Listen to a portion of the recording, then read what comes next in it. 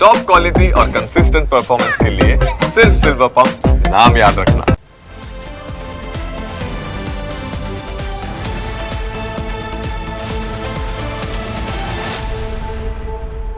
સૌથી પહેલા વાત કરીએ અલ કાયદાના દરજી વિશે।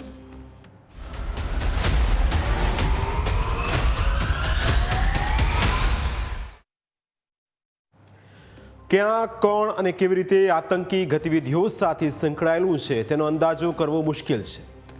તમારી આસપાસ નાનું મોટું કામ કરનાર કોઈ આતંકી તો નથી ને? આ સવાલ એટલા માટે ઉઠી રહ્યો છે કારણ કે આતંકી ગતિવિધિઓ સાથે સંકળાયેલા મુસ્લિમ યુવાનો લાંબા સમય સુધી મજૂરી કામ કરીને લોકોનો વિશ્વાસ કેળવે છે। કોઈ ટાયર પંચરની દુકાન ચલાવે છે, કોઈ દુકાનોમાં નાની મોટી નોકરી કરે છે। દિવસે નોકરી કરવાની સાથે સાથે તેઓ દેશ વિરોધી પ્રવૃત્તિને અંજામ આપવા માટે પણ સક્રિય થાય છે। આવો જ એક આતંકવાદી નવસારીથી ઝડપાયો જે દરજી કામ કરતો હતો। આમ તો તેનું કામ કોટ સીવવાનું હતું, પણ તે ખાતો હતો પાકિસ્તાનનો લોટ। તે દરજીની દુકાનમાં શૂટ સીવવાનું કામ કરતો હતો। તેને જોઈ કોઈને પણ શંકા ન જાય કે તે આતંકવાદી હશે।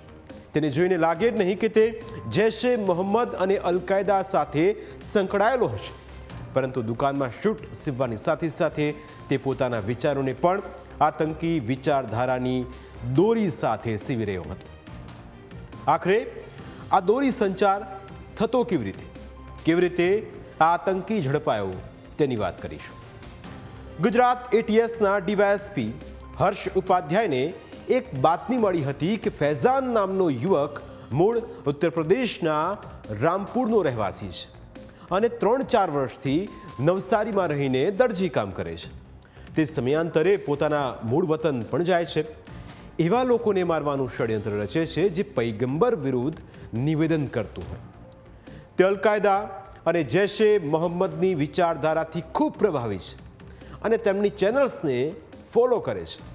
તે ભારતમાં જેહાદ ફેલાવીને કાશ્મીરને ભારતથી અલગ કરવાનું કાવતરું પણ રચી રહ્યો હતો।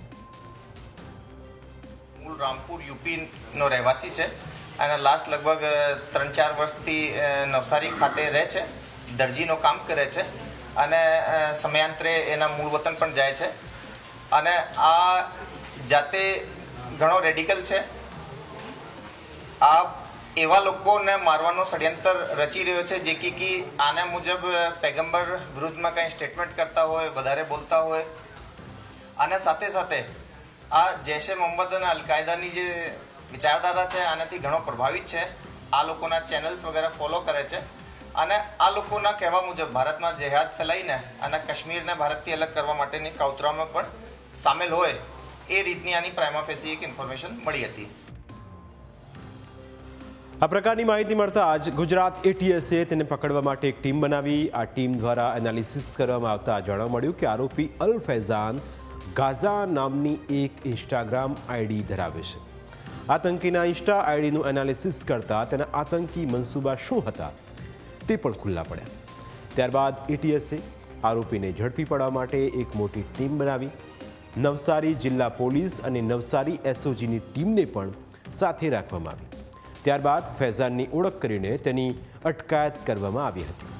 તે સમયે ચેકિંગ કરતા આરોપી પાસેથી બીજી ઘણી શંકાસ્પદ અને જોખમી વસ્તુ મળી આવી।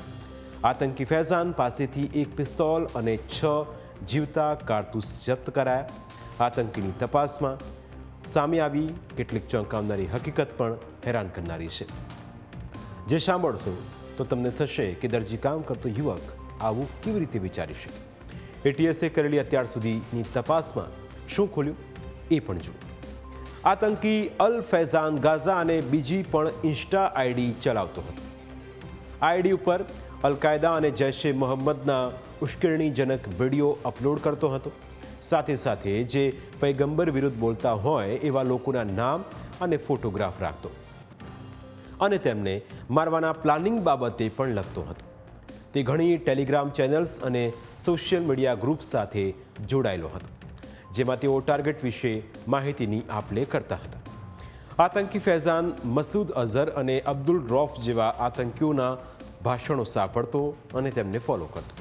તે બંને આતંકી આકાઓની વિચારધારાથી પ્રભાવિત હતો. આ સાથે જ જૈશ એ મોહમ્મદ તરફથી કોઈ પણ સૂચના મળે તો તે માહિતી લાવીને આપતો હતો. મોટા પાયે જિહાદની પ્રવૃત્તિમાં જોડાવાની પણ તેની ઈચ્છા હતી. એટીએસનો દાવો છે કે આ એક મોટું ટેરર મોડ્યુલ હતું. તે લોન વુલ્ફ ટાઈપનું આતંકી છે. લોન વુલ્ફમાં હુમલાખોર ભીડભાડવાળા વિસ્તારમાં માર્કેટ જેવી જગ્યાએ એકલો જ ઘૂસી જાય છે અને હુમલો કરી દે છે. જો તેને સોશિયલ મીડિયા ઉપર ક્યાંયથી એવી જાણકારી મળે કે કોઈ વ્યક્તિ પૈગંબર વિરુદ્ધ બોલે છે અને લખે છે તો તે જાતે અથવા ગ્રુપમાં માહિતી શેર કરીને મારવાનું ષડયંત્ર રચતા હતા. 6 મહિના પહેલાં તે પોતાના વતન રામપુર ગયો હતો. રામપુરના એક વ્યક્તિ પાસેથી હથિયાર પણ લીધું જે ભારતીય બનાવટનું છે. હથિયાર ફક્ત 30,000નું હોવાથી તેણે પોતાની જ આવકમાંથી ખરીદ્યું હોય તેવું લાગે છે. જે લોકો તેના ટાર્ગેટ ઉપર હતા તેમના ફોટોગ્રાફ્સ અને નામ સાથે રાખતો. જો કે ચોંકાવનારી વાત એ છે કે સ્થાનિક લોકો વિશે કંઈ જ નથી જાણતો.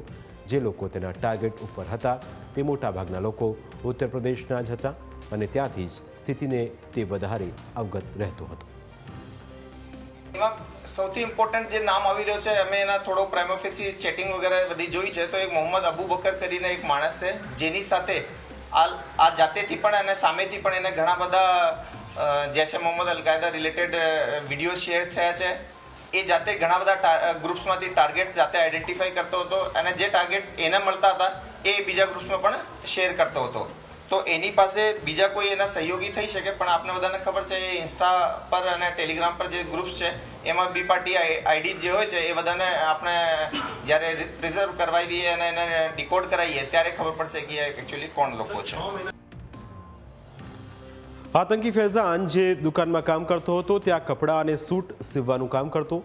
ત્યાં તેના જેવા બીજા ઘણા યુવાનો નોકરી પર આવે છે, પરંતુ એ લોકોને પણ ફૈઝાન આતંકી ગતિવિધિઓ વિશે જોડાયેલો હશે તેનો કોઈ ખ્યાલ ન હતો. ન્યૂઝ કેપિટલની ટીમે તેને કામ આપનાર દુકાનના માલિક સાથે ખાસ बातचीत કરી. 12-15 साल से यहाँ पे काम करता हूँ सर, और सीजन में कारीगर आते हैं, 5-6 महीने के लिए कारीगर आते हैं, काम करके चले जाते हैं सर. वो अभी भी मुहर्रम के बाद से आया था वो छोकरा, और काम करके, और वो अभी जाने में ही था और अभी ये घटना घटी. आपको कुछ लगा उसकी हरकतों से कि ये कुछ नहीं, व्यवहार ऐसा से? कुछ नहीं था, ऐसा कोई व्यवहार में नहीं था. लड़का सब ठीक ठाक था, सबसे कोई. आपके पास डॉक्यूमेंट है उसके जो वहाँ पे कहाँ पे? जिला रामपुर तहसील हुआ, नरपत नगर के रहने वाला, और बाकी तो सर व्यवहार में ठीक ठाक था. अभी वो किससे क्या फोन पे बात करी वो अपने उसके बारे में कोई जानकारी नहीं. ઝડપાયેલો ફૈઝાન હાલ તો એટીએસના રિમાન્ડ ઉપર છે. રિમાન્ડ દરમિયાન તેના વિશે અનેક ચોંકાવનારા ખુલાસા થાય તેવી શક્યતા સેવાઈ રહી છે.